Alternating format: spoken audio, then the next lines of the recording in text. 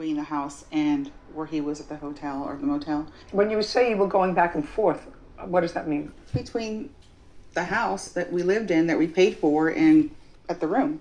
Okay. And then she moved 6 people in on top of our kids, and they were on their stuff, sleeping in the beds that she said that they could sleep on. It was my parental duty to remove them from a traumatic, just everything that was going on. Let me understand this, Mr. Nichols. You felt because it was a tumultuous relationship that you had with your sister, and you didn't feel as if your children should be involved in that tumultuous relationship and in that atmosphere, you removed yourself and the children from the house. After a few days of going back and forth and still having to hear her say something to me, you need to move this, you need to do this, you need to do that. It was just getting to be too much. So they went to a friend's house for a few days and they couldn't stay there forever.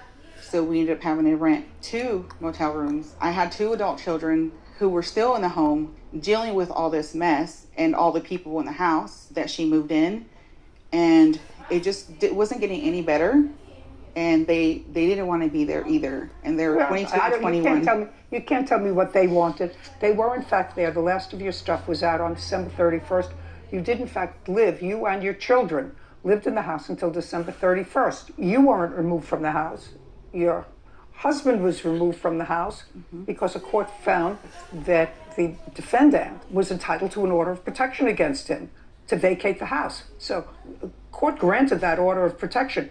Your case is what you describe as constructive eviction. She never forced you out of the house or locked you out of the house. I have text messages, and I contacted a lawyer. No. You contacted a lawyer to get advice, to get legal advice, because I'm entitled to have a quiet. I was her tenant. No, you are her sister, and it got to be nasty between 2 sisters.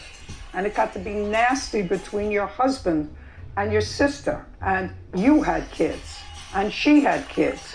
And you didn't want your kids to be involved in the nastiness that was going on in the house. And she didn't want her kids to be involved in the nastiness that was going on between the 2 of you for whatever reason. Why do you think courts have to be involved in this? You moved with 5 children, and you moved with your husband. I assume the 2 of you are still together. Is that an yes or no? Yes. Okay. And I assume that you're happier than you were living in your sister's house.